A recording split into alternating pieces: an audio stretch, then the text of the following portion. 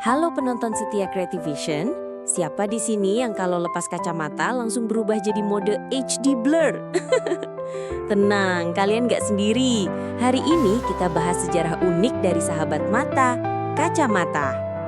Tahukah kamu, kacamata pertama kali muncul di Italia sekitar abad ke-13. Bentuknya masih sederhana banget, kayak dua lensa kaca yang ditempel bareng.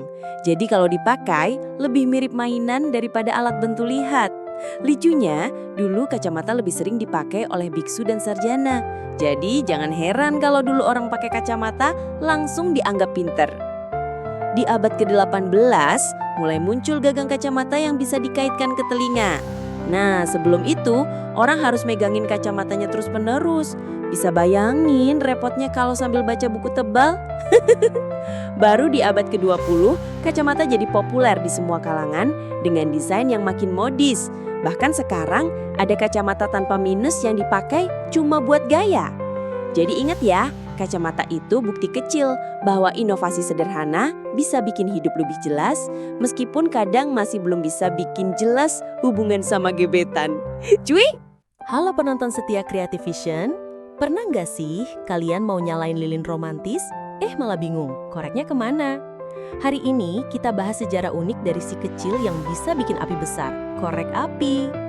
Ternyata, korek api pertama kali ditemukan tahun 1826 oleh seorang apoteker asal Inggris, John Walker. Tapi koreknya bukan kayak yang kita kenal sekarang. Bayangin aja, bentuknya mirip stik kayu yang harus digosok ke kertas khusus. Nah, lucunya, sebelum Walker, ada juga yang nyoba bikin korek api dari bahan kimia super berbahaya.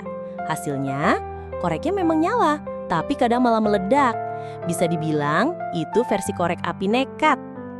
Korek api modern yang lebih aman baru booming di tahun 18-an akhir dengan ujung merah fosfor.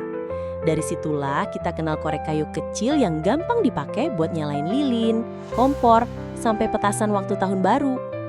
Jadi ingat ya, korek api ini kecil tapi punya sejarah yang panas banget. Bedanya sama mantan kalau korek masih bisa dinyalain lagi. Halo penonton setia Creative Vision. Ngaku deh, siapa di sini yang main bola lebih sering jadi tukang ngejar daripada jadi pencetak gol? Tenang, kamu nggak sendiri. Hari ini kita bahas sejarah unik dari olahraga paling populer di dunia, sepak bola. Tahukah kamu, permainan mirip sepak bola sudah ada ribuan tahun lalu. Di Tiongkok kuno, ada permainan bernama cuju, di mana pemain harus menendang bola kulit ke dalam jaring kecil. Bisa dibilang, ini adalah nenek moyangnya sepak bola modern. Lucunya, di Inggris abad pertengahan, sepak bola dulu dimainkan di jalanan kota. Bayangin aja, satu tim bisa ratusan orang dan gawangnya jaraknya bisa antar desa. Jadi lebih mirip perang kampung daripada olahraga. Baru di abad ke-19, aturan resmi sepak bola mulai dibuat di Inggris. Dari situlah lahir standar permainan yang kita kenal sekarang. Mulai dari ukuran lapangan, jumlah pemain, sampai aturan offside yang sampai sekarang masih bikin banyak orang bingung. Dan akhirnya, sepak bola berkembang jadi olahraga global dengan jutaan penggemar di seluruh dunia. Dari lapangan camping sampai stadion megah, satu hal yang pasti, sepak bola bukan cuma olahraga tapi juga bahasa universal yang bisa menyatukan semua orang. Jimmy, pernah kepikiran nggak? Siapa sih orang pertama yang bilang, kayaknya kepala kita butuh pelindung deh. Nah, ternyata helm sudah dipakai sejak ribuan tahun lalu. Di zaman Yunani kuno, prajurit pakai helm perunggu yang beratnya bisa bikin leher ikut nge-gym setiap hari. Bayangin aja, perang udah capek, ditambah helmnya kayak bawa wajan besar di kepala. Lanjut ke abad pertengahan, kesatria Eropa pakai helm besi super tebal. Katanya sih aman, tapi kalau gatal di kepala, ya wassalam, harus sabar sampai perang selesai. Dan yang paling unik, helm modern awalnya dipopulerkan saat Perang Dunia I. Bukan buat gaya, tapi karena banyak tentara cedera gara-gara serpihan peluru. Dari situ, helm jadi standar keselamatan di mana-mana, dari medan perang sampai pengendara motor.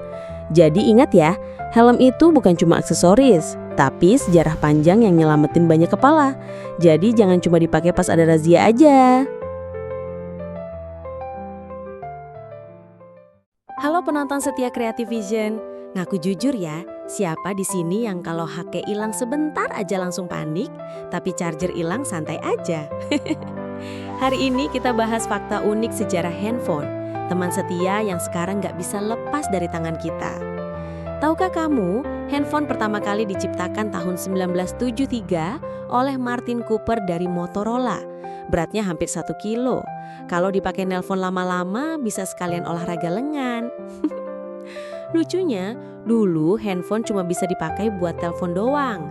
Nggak ada kamera, nggak ada game, apalagi TikTok. Jadi jangan harap bisa selfie atau scrolling sampai subuh. Di tahun 90-an mulai muncul HP dengan SMS dan ringtone monofonik yang khas banget. Dan siapa yang masih ingat main snack di HP Nokia?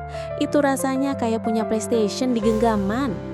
Sekarang, handphone udah jadi mini komputer, bisa buat kerja, main game, belajar, sampai stalking mantan. Jadi ingat ya, dari bata genggam sampai smartphone canggih, handphone selalu berkembang. Tapi satu hal yang tetap sama, baterainya tetap cepat habis kalau dipakai terus. Halo penonton setia Creativision. Pernah nggak kalian bawa payung, tapi ujung-ujungnya tetap kehujanan? Soalnya yang dipakai malah temen nebang. Hari ini kita bahas sejarah unik dari benda yang selalu jadi pahlawan dadakan saat hujan. Payung. Tahukah kamu, payung sudah ada sejak ribuan tahun lalu. Di Mesir kuno, payung dipakai bukan buat hujan, tapi buat melindungi kulit bangsawan dari teriknya matahari. Jadi bisa dibilang dulu payung itu lebih mirip aksesoris fashion eksklusif. Di Tiongkok, payung mulai dibuat tahan air dengan cara dilapisi minyak khusus. Nah, dari situlah payung akhirnya populer ke seluruh dunia. Lucunya, di Eropa abad ke-18, pria yang pakai payung sering diejek karena dianggap terlalu feminin. Tapi lama-lama semua sadar, lebih baik diejek daripada basah kuyuk. Dan uniknya lagi, payung lipat modern baru populer di abad ke-20. Sejak itu, payung jadi sahabat setia manusia, baik buat hujan, panas, bahkan kadang dipakai buat gaya. Jadi ingat ya, payung itu bukti bahwa inovasi sederhana bisa bikin hidup kita jauh lebih nyaman. Apalagi kalau nggak perlu nebeng punya orang lain. Halo penonton setia Creativision. Siap-siap, hari ini kita bakal bahas benda kecil yang sering jadi korban digigit waktu mikir tugas. Yap, si pensil legendaris. Pernah nggak kepikiran, kenapa pensil disebut pensil padahal isinya bukan pensi, tapi grafit? Awalnya, tahun 1500-an di Inggris, orang nemuin bongkahan grafit besar. Mereka kira itu semacam timah, makanya pensil dulu disebut lead pensil. Jadi, kalau kamu pernah dibilang, jangan gigit pensil, nanti keracunan timah. Santai aja, itu mitos kok. Pensil modern pertama dibuat di Italia, dibungkus kayu biar tangan gak hitam-hitam. Sejak itu, pensil jadi sahabat setia seniman, arsitek, sampai anak sekolah yang doyan coret-coret buku. Dan tahu nggak, pensil bisa dipakai untuk nulis sepanjang 56 km sebelum habis. Bayangin aja, kalau ditulis lurus bisa bikin garis hampir sejauh maraton. Jadi ingat ya, pensil kecil ini ternyata punya sejarah panjang dan daya tahan luar biasa. Beda tipis sama mantan yang susah dihapus. Halo penonton setia Creativision, ngaku deh, siapa di sini yang kalau depan cermin suka latihan senyum dulu, biar kalau ketemu gebetan nggak kaku. Hari ini kita bahas fakta unik dari benda yang sering bikin kita self-check tiap hari, cermin. Tahukah kamu, cermin sudah ada sejak ribuan tahun lalu. Dulu, manusia kuno pakai genangan air atau batu obsidian yang dipoles biar bisa lihat bayangan. Jadi, bisa dibilang mirror selfie zaman dulu harus nunggu hujan dulu. Lalu sekitar 2000 SM di Mesir, mulai dibuat cermin dari logam poles seperti perunggu dan tembaga. Tapi hasilnya buram banget, jadi kalau dipakai pasti bikin orang kelihatan 10 tahun lebih tua. Baru di abad pertengahan, teknik membuat cermin dengan lapisan kaca dan logam ditemukan di Venesia. Nah, ini bikin cermin jadi lebih jernih, tapi harganya mahal banget. Cuma bangsawan yang mampu beli. Dan sekarang, cermin ada di mana-mana.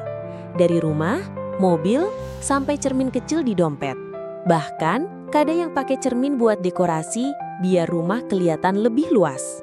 Jadi ingat, cermin itu sederhana tapi luar biasa. Bisa bikin kita melihat diri sendiri, meskipun kadang yang kelihatan bukan hanya wajah, tapi juga jerawat baru.